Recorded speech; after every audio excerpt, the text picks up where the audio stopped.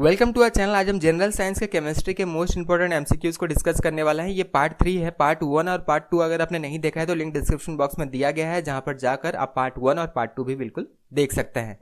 तो चलिए बिना टाइम वेस्ट करते हुए फाइनली इस वीडियो को स्टार्ट करते हैं। Which gas is most soluble in water? Helium, carbon dioxide, nitrogen, ammonia. तो इसका जो सही जवाब है यह है ऑप्शन 4 एमोनिया। एमोनिया जो है ये सबसे ज़्यादा सॉल्युबल होता है। सबसे ज़्यादा सॉल्युबल क्यों होता है? क्योंकि एमोनिया बेसिकली अगर हम देखें तो ये पोलर इन नेचर होता है। इसके साथ साथ एमोनिया का जो फॉर्मूला है ये है NH3। तो इसमें जो नाइट्रोजन एटम होता है ये क्या करता है, ये हाइड्रोजन बॉन्ड जो है इजीली फॉर्म करता है वाटर के साथ, जिसके वजह से जो है ये हाईली जो है ये सॉल्युबल होता है। इसका सॉल्युबिलिटी सबसे ज़्यादा होता है। तो सही आंसर है option 4 ammonia. Atomic radius is measured in. तो ये जो है क्वेश्चन काफ़ी बार कई सारे एग्जाम में बने हैं, इसलिए यहाँ पे भी हमने कवर अप किया है। तो एटॉमिक रेडियस जो है ये किस में मेजर किया जाता है? Nanometre, picometre, decimetre, centimetre. तो एटॉमिक रेडियस जो है ये हमेशा नैनोमीटर में मेजर किया जाता है। 1 नैनोमीटर अगर हम देखें तो ये होता है 10⁻⁻⁹ मीटर ये होता है। तो ये ध्यान रखना, ये नैनोमीटर में जो है मेजर किया जाता है। या तो आपको नैनोमीटर ऑप्शन में ऐसा लिखा हुआ मिलेगा या फिर 10⁻⁻⁹ मीटर ये ऑप्शन में आपको मिल सकता है। तो ये बिल्कुल आपको ध्यान रखना, इस तरह भी आपको ऑप्शन मिल सकता है। Which of the following glass absorbs the ultraviolet rays? Pyrex glass, Jena glass, Crookes glass, none of this. तो इसका सही जवाब है यह है option 3 Crookes glass. Crookes glass जो है ये बेसिकली एब्जॉर्ब करता है अल्ट्रावायलेट रेज। इसी वजह से जो है जो सन ग्लासेस हैं वहाँ पे जो है इसे यूज़ किया जाता है। क्रूक ग्लास में ऐसा क्या यूज़ किया जाता है जिसके वजह से ये जो है अल्ट्रावायलेट रेज को एब्जॉर्ब करता है? अल्ट्रावायलेट इसके साथ साथ इंफ्रारेड जो रेज होते हैं उनको भी जो है ये एब्जॉर्ब करता है। तो यहाँ पे ये ध्यान रखना, क्रूक ग्लास को यूज़ किया जाता है अलग अलग सन ग्लासेस में, ताकि वो जो है अल्ट्रावायलेट को, ये अल्ट्रावायलेट जो रेज हैं इससे जो है एब्जॉर्ब कर पाए। तो यहाँ पे अगर हम देखें तो क्रूक ग्लास में जो है इसे कैसे बनाया जाता है, क्या यूज़ किया जाता है, तो याद रखना यहाँ पे सीरियम ऑक्साइड यूज़ किया जाता है। ठीक है, तो यहाँ पे जो है सीरियम ऑक्साइड ये यूज़ किया जाता है, ये बात याद रखना। देखिए बचपन में आपने बहुत बार देखा होगा सनग्लासेस जब भी आप मार्केट में खरीदने जाते हैं तो आपको ये कहा जाता है कि अल्ट्रावायलेट रे ये रिफ्लेक्ट करता है। तो बेसिकली रिफ्लेक्ट नहीं होता है, ये एब्जॉर्ब कर लेते हैं। ठीक है, तो क्रूक्स ग्लास जो है यहाँ पे यूज़ किया जाता है, लेकिन बहुत जो है जो महंगे सनग्लासेस होते हैं उसमें जो है ये ग्लास यूज़ किया जाता है जहाँ पे जो है ये अल्ट्रावायलेट रेज को जो है एब्जॉर्ब कर लेते हैं। इंफ्रारेड भी पूछा जाए तो भी यहाँ पे क्रूक्स ग्लास ही होगा।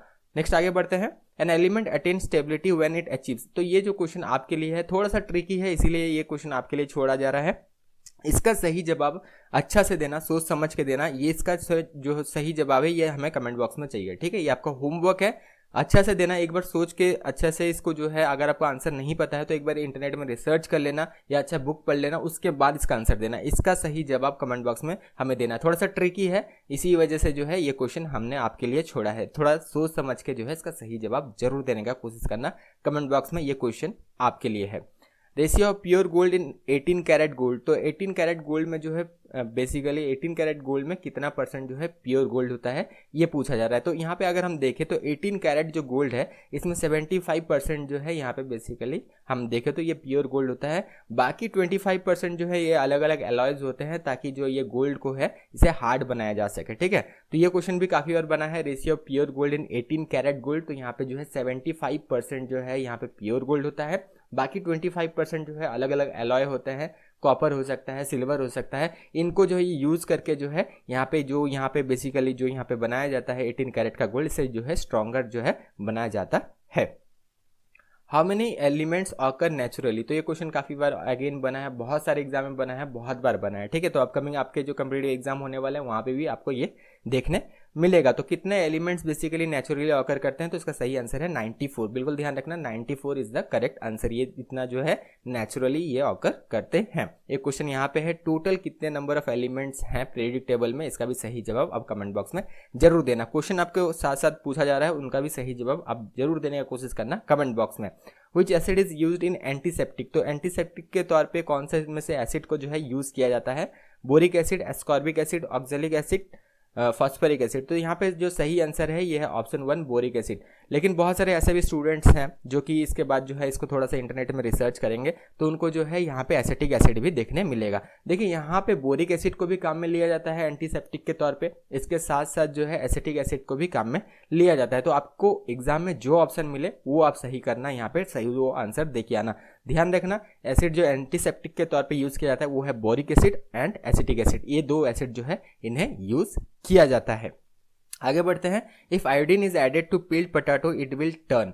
तो देखिए पील्ड पोटैटो में जो है क्या होता है, अगर हम पोटैटो में देखें तो उसके अंदर जो स्टार्च प्रेजेंट होता है। तो अगर स्टार्च प्रेजेंट है और उसमें अगर हम आयोडीन डाल देना तो यहाँ पे आयोडीन का कलर बेसिकली किस में कन्वर्ट हो जाता है, ये ब्लैक या फिर डार्क ब्लू में कन्वर्ट हो जाता है। ठीक है, तो यहाँ पे जो सही आंसर होगा ये होगा ऑप्शन 4 ब्लैक, या फिर यहाँ पे डार्क ब्लू भी मिल सकता है या ब्लू भी मिल सकता है आपको ऑप्शन में। ठीक है, तो सब आपको बता दिया जाएगा कि ऑप्शन में क्या क्या आपको मिल सकता है। तो याद रखना पील्ड पोटैटो पूछा जाए तो पोटैटो में जो है ये स्टार्च प्रेजेंट होता है। तो स्टार्च जहाँ पे प्रेजेंट होता है, अगर आयोडीन वहाँ पे डाल दिया जाए ना तो उसका कलर जो आयोडीन का है ये बेसिकली ब्लैक में कन्वर्ट हो जाता है, या फिर डार्क ब्लू में कन्वर्ट हो जाता है, या फिर नॉर्मल ब्लू भी यहाँ पे हो सकता है। तो ये जो है ऑप्शन आपको मिल सकता है। यहाँ पे ऑप्शन में ब्लैक है, इसलिए हमने जो है यहाँ पे सही आंसर ये ब्लैक दिया है।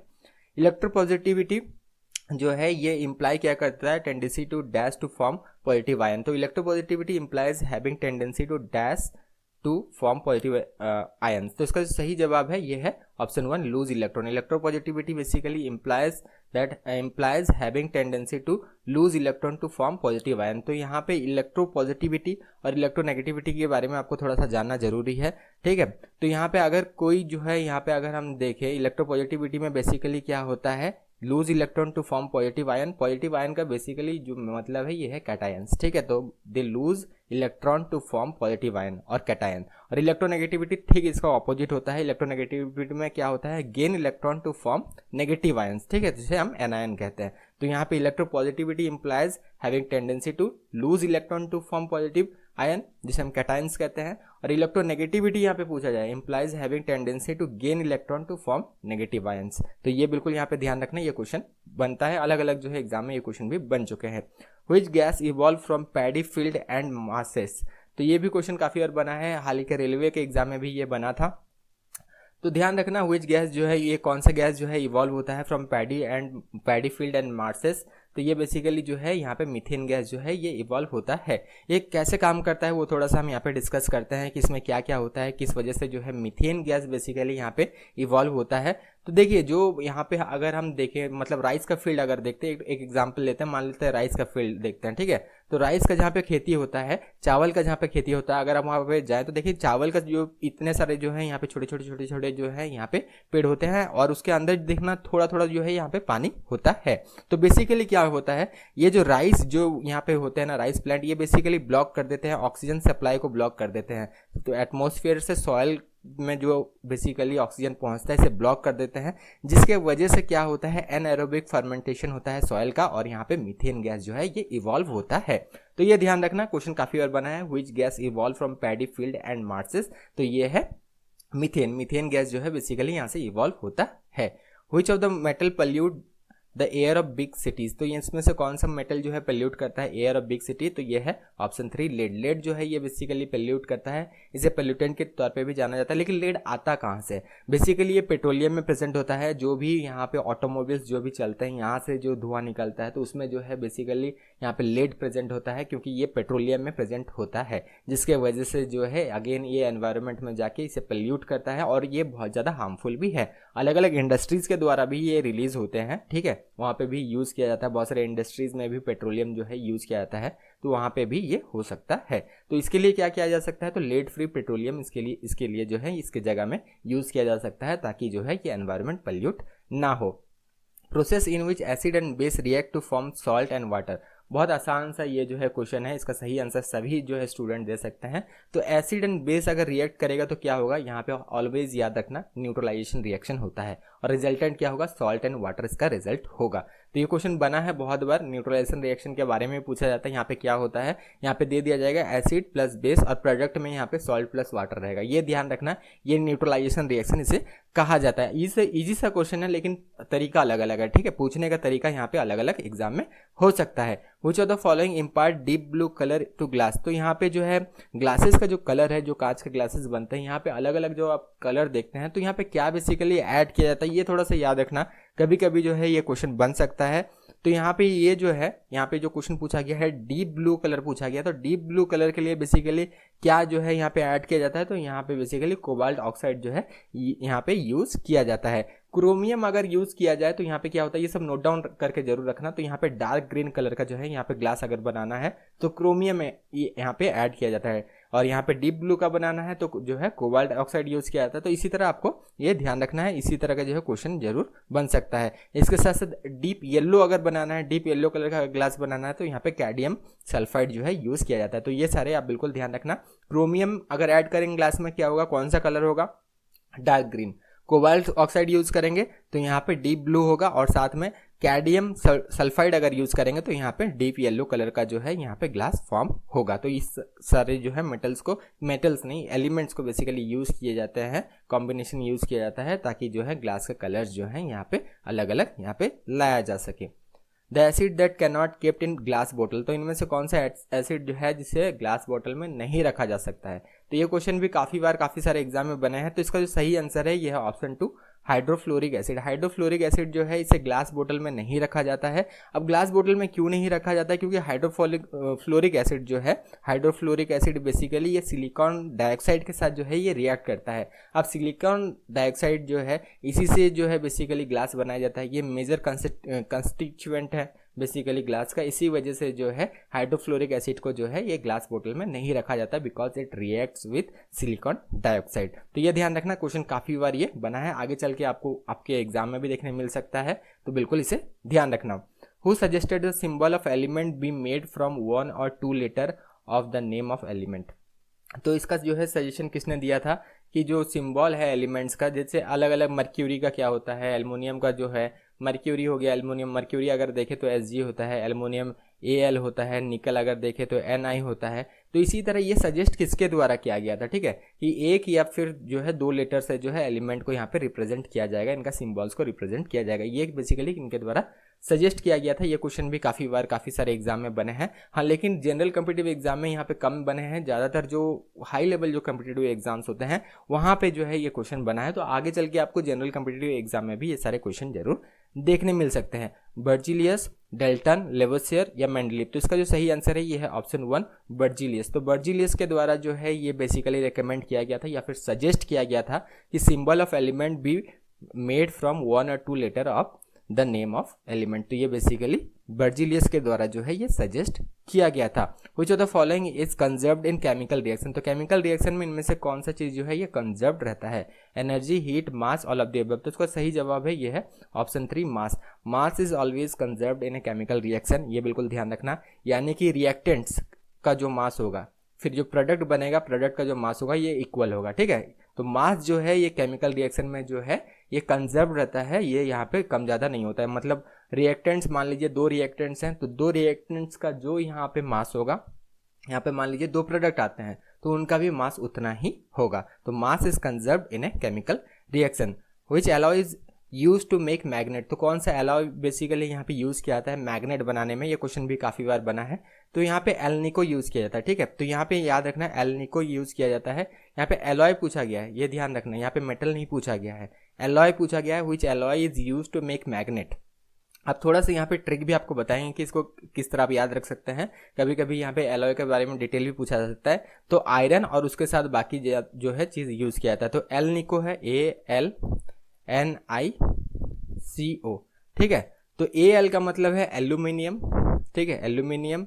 Ni का मतलब है निकल और CO का मतलब है कोबाल्ट, ये बिल्कुल ध्यान रखना, इसी से बना है एल्निको। तो आयरन, इसके साथ साथ ये 3 बेसिकली यहाँ पे मेटल्स को यूज करके, इनका एलॉय को यूज करके बेसिकली मैग्नेट बनाया जाता है। तो एल्निको इसका जो है ये सही जवाब है। अब एक इंपॉर्टेंट बात कर लेते हैं, उसके बाद वीडियो को बिल्कुल आगे भी कंटिन्यू करेंगे और इसी तरह के इंटरेस्टिंग क्वेश्चंस को डिस्कस करेंगे, क्योंकि बहुत सारे स्टूडेंट मिस कर रहे हैं और बहुत सारे कॉम्पिटिटिव एग्जाम भी, बहुत सारे कॉम्पिटिटिव एग्जाम होने वाले हैं जहाँ पे वो काफ़ी सारे टाइम भी बचा सकते हैं। रिसेंटली हमने स्टैटिक जी के 100+ टॉपिक का जो है बुकलेट लॉन्च किया है, 109 रुपीज़ में लॉन्च किया है। यहाँ पे हमने 105 जो है स्टैटिक जी का टॉपिक हमने कवर अप किया है।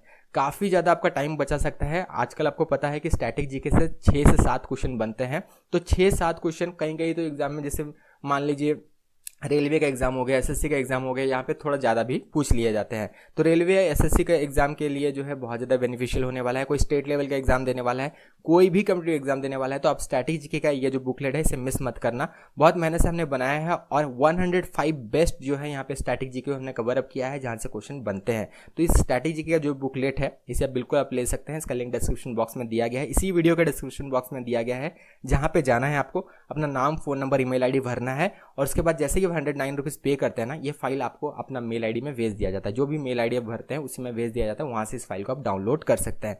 तो ये स्टैटिक जी का जो बुकलेट है ना, इसे लेना मत भूलना। और कम से कम हमने भी रेट में लॉन्च किया है, ताकि हम पता है कि स्टूडेंट्स हैं, इनके पास अभी जो है जॉब नहीं है, तो इनके पास जो है इतना ज़्यादा अगर प्राइस में लॉन्च करेंगे तो वो नहीं ले पाएंगे। इसीलिए जो है कम से कम प्राइस में से लॉन्च किया गया है।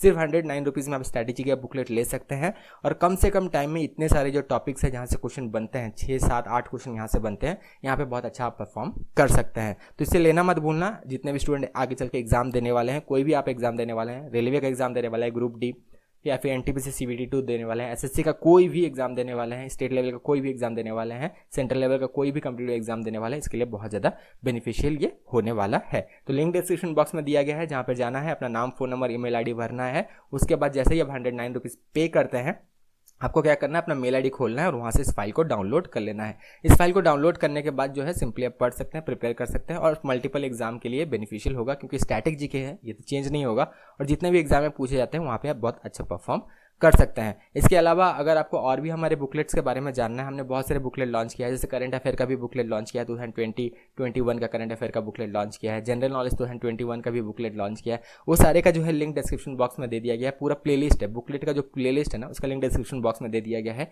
जो भी आपको लेना है आप ले सकते हैं। मिनिमम जो है प्राइस में मैंने लॉन्च किया है, ताकि स्टूडेंट कम से कम टाइम में ज़्यादा प्रिपरेशन कर पाए। तो बुकलेट का जो प्लेलिस्ट है ना, उसका भी लिंक डिस्क्रिप्शन बॉक्स में दे दिया गया है। वहाँ पे जाकर सारे यहाँ पे जो है आप बुकलेट के बारे में हमारे जान सकते हैं और जो भी आपको यूज़फुल है वो ले सकते हैं। और कहीं पे कम्बिनेशन भी हमने किया है, जहाँ पे आपको जो है डिस्काउंट भी मिल सकता है। मान लीजिए जनरल नॉलेज या स्टैटिक जीके लेते हैं, करंट अफेयर्स और स्टैटिक जीके लेते हैं, तो यहाँ पे प्राइस को रिड्यूस कर दिया गया है। ठीक है, तो बुकलेट का जो प्लेलिस्ट है उसका भी लिंक डिस्क्रिप्शन बॉक्स में दे दिया गया है। वहाँ पर जाकर आप जो है सारे बुकलेट्स के बारे में भी हमारा जान सकते हैं। चलिए अब बिना टाइम वेस्ट करते हुए फाइनली आगे बढ़ते हैं वीडियो के साथ।